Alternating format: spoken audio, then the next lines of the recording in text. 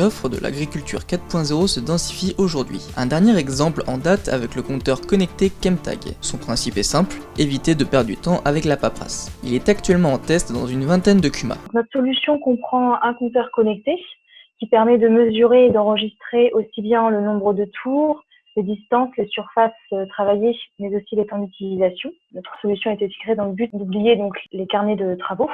Donc, sur ces carnets de travaux, chaque utilisateur d'un outil agricole écrivait la date, l'heure à laquelle il avait utilisé l'outil, ainsi que les valeurs, ce qu'il avait fait avec l'outil.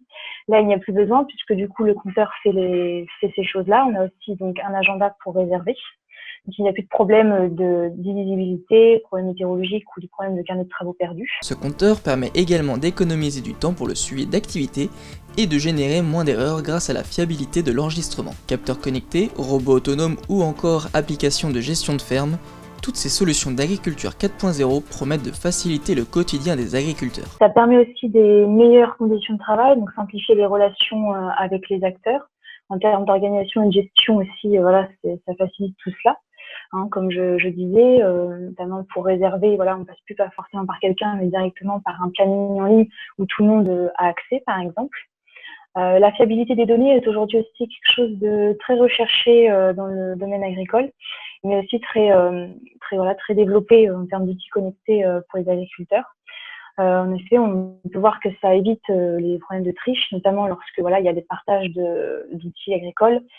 À la fin, en termes de facturation, on peut voir des petites inégalités, des petits problèmes. Là, du coup, avec la fiabilité des données, ce n'est plus le cas. Et les investisseurs ne lésinent pas sur les moyens. En 5 ans, l'investissement dans le secteur a plus que doublé.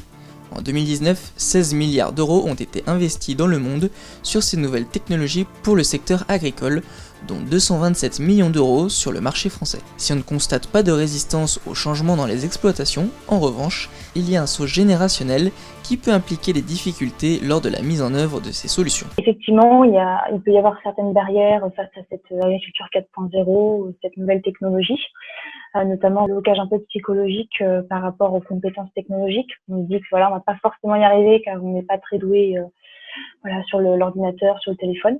Il existe aussi un manque de facilité d'usage dans les outils technologiques qui sont proposés.